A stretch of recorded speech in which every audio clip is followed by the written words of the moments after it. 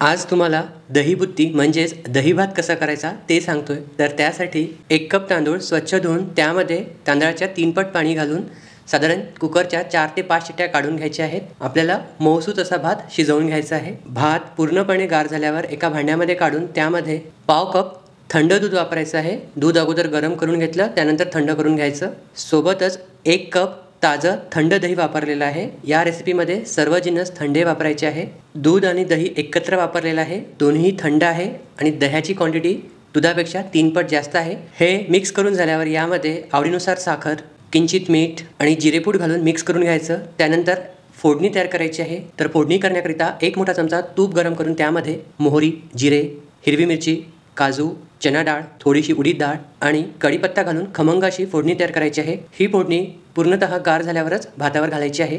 वरतून तुम्ही कोथिंबीर घालू शकता। व्हिडिओ आवडल्यास लाईक करायला विसरू नका।